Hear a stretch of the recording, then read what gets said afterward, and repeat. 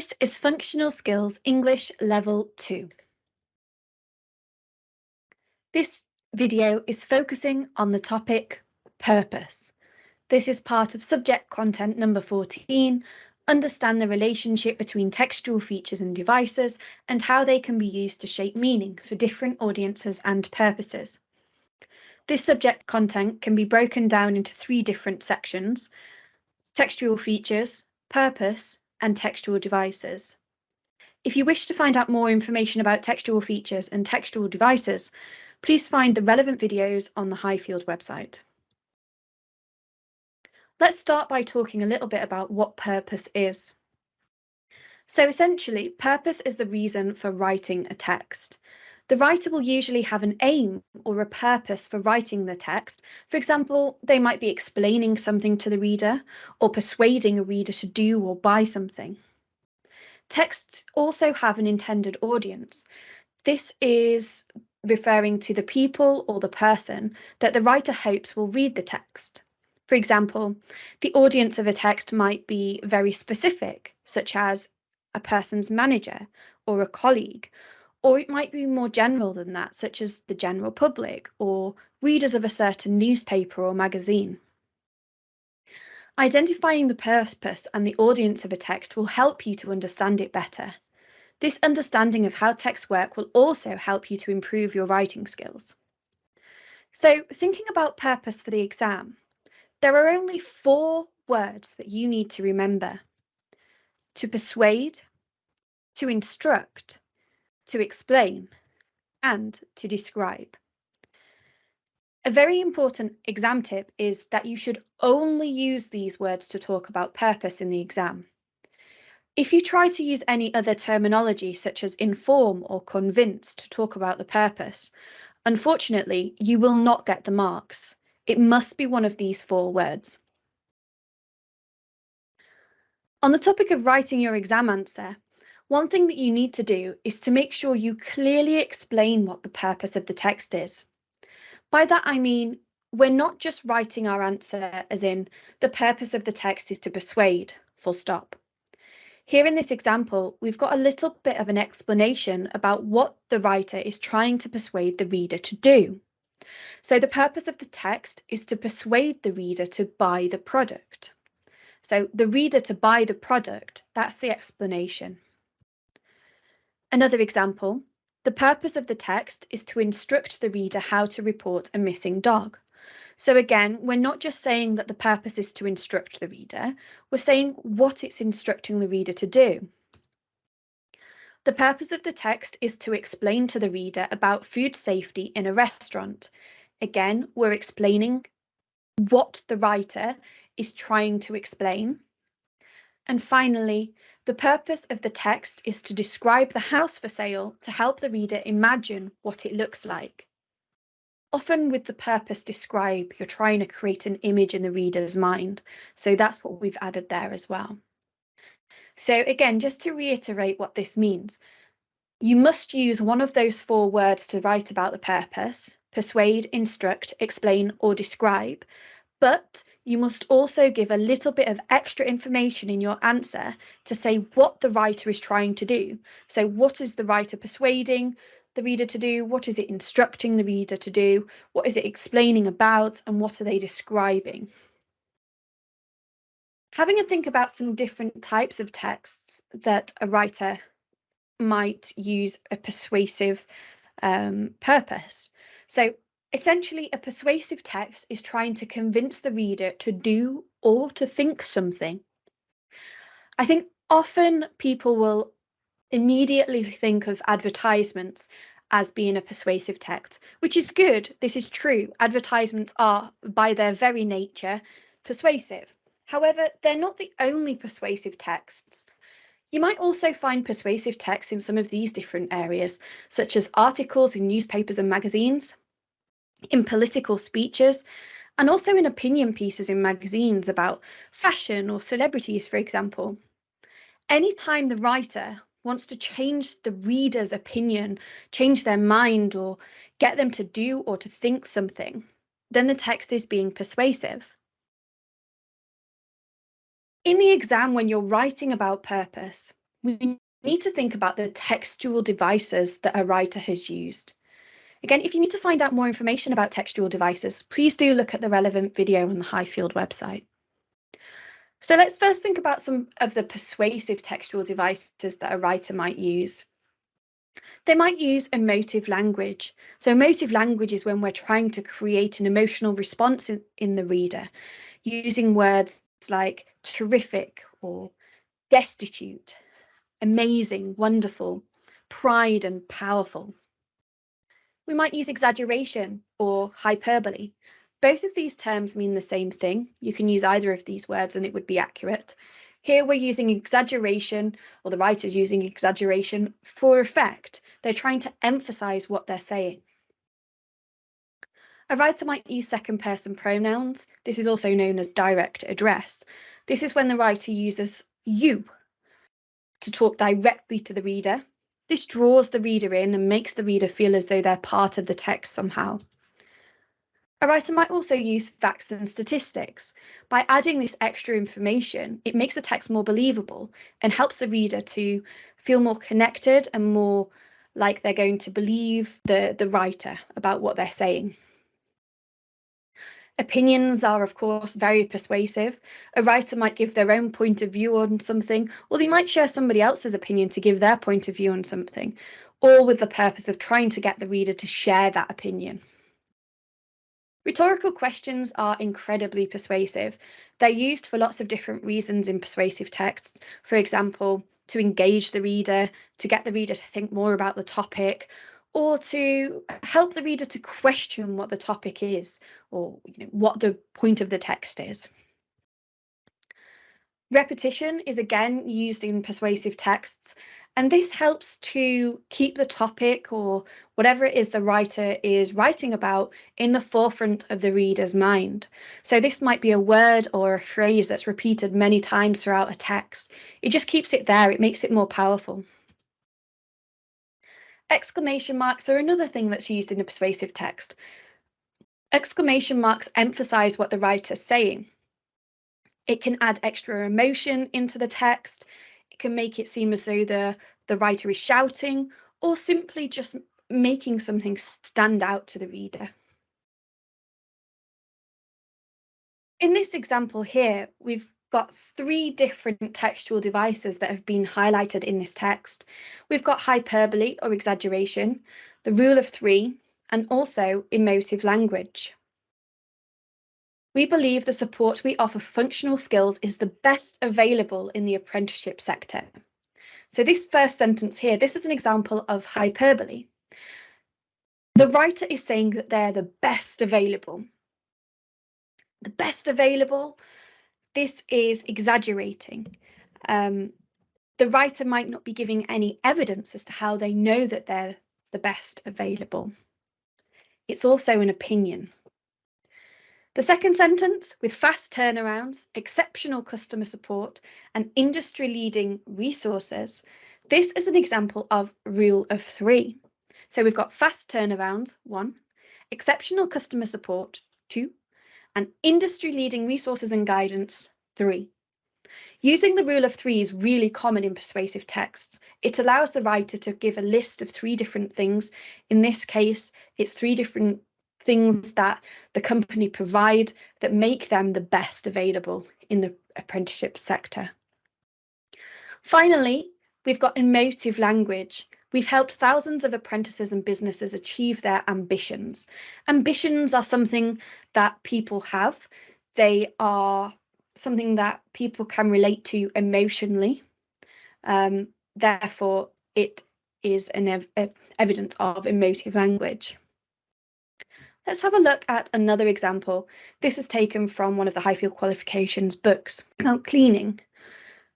The first sentence, are you providing your cleaning workforce with the knowledge they need to excel? This opens with a rhetorical question. So why has the writer used a rhetorical question in this paragraph? Well, the rhetorical question engages the reader. It provides them with the opportunity to think about the topic. Are they providing their cleaning workforce with the knowledge they need to excel? Yes or no? Either way, it encourages the reader to continue reading to find out more information. The second thing we have in this paragraph are facts. So, our cleaning qualifications have been developed by experts to give your learners essential training. This kind of a sentence can only be provided if it's something that is true, if they can back it up with some kind of evidence. So, often a writer will provide facts to legitimize what they're saying and to make the text more believable and more informative. Moving on to the next purpose, to instruct. So, an instructive text literally instructs or tells the reader how to do something. Here are some examples of instructive texts. For example, directions, instruction manuals, recipes, safety instructions, for example, with food or fire safety. The structure of instructive texts will often use things like bullet points or numbered lists to make it clear that it's something that needs to be followed. In terms of the language that they use in the textual devices, instructive text will typically use short, direct sentences. They use must and must not, so modal verbs that add more power into what they're trying to say, make it more direct and easier to follow. In this example, employers must ensure that there is restricted access to the areas that have significant risks. This is taken from a health and safety manual. So here the writer has used the modal verb must to emphasize that this is something that has to be done. There isn't an option, there's no choice. Often instructions will use the imperative. So imperative sentences express a clear command, demand, or request. The main verb is right at the start of the sentence. So using this, the language is really direct and any unnecessary words are left out. In this example, wash your hands before handling food. Here, the word wash is the imperative verb. We don't have anything else before it, so it goes directly into the command. Again, fold in the flour gently, taken from a recipe. Here, again, we start with an imperative verb. Fold is the imperative verb, so we go directly into the instruction. Moving on to the next purpose, to explain. An explanatory text provides information about something.